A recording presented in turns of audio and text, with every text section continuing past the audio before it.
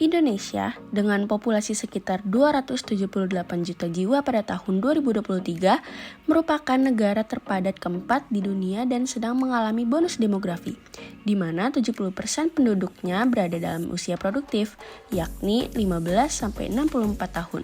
Namun, distribusi penduduk tidak merata. Salah satu masalah demografi utama di Indonesia adalah ketimpangan distribusi penduduk. Sekitar 56% populasi Indonesia terkonsentrasi di Pulau Jawa, yang hanya mencakup 7% dari total wilayah negara.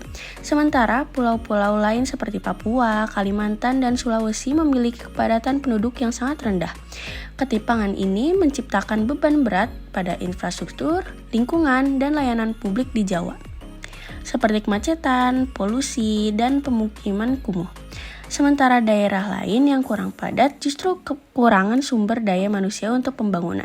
Selain itu, ketidakmerataan ini juga memperparah kesenjangan ekonomi dan sosial antara Jawa dan wilayah lain. Untuk mengatasi ketimpangan distribusi penduduk di Indonesia, pemerintah perlu mendorong pemerataan pembangunan ekonomi dengan mengembangkan pusat pertumbuhan baru di luar Jawa, meningkatkan infrastruktur seperti jalan, pelabuhan, dan jaring listrik, serta memperbaiki kualitas pendidikan dan kesehatan di daerah terpencil. Program transmigrasi yang terarah, desentralisasi, dan otonomi daerah juga dapat membantu mengurangi ketimpangan. Sementara promosi pariwisata dan pemanfaatan teknologi digital dapat menciptakan lapangan kerja dan menarik minat penduduk untuk tinggal di daerah.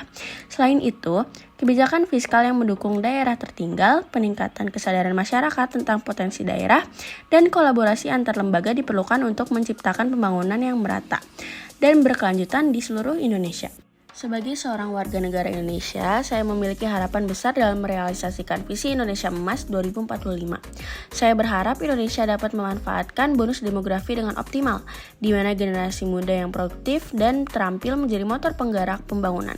Saya berharap pendidikan berkualitas dapat diakses oleh semua lapisan masyarakat, sehingga tercipta sumber daya manusia yang kompeten dan berdaya saing global.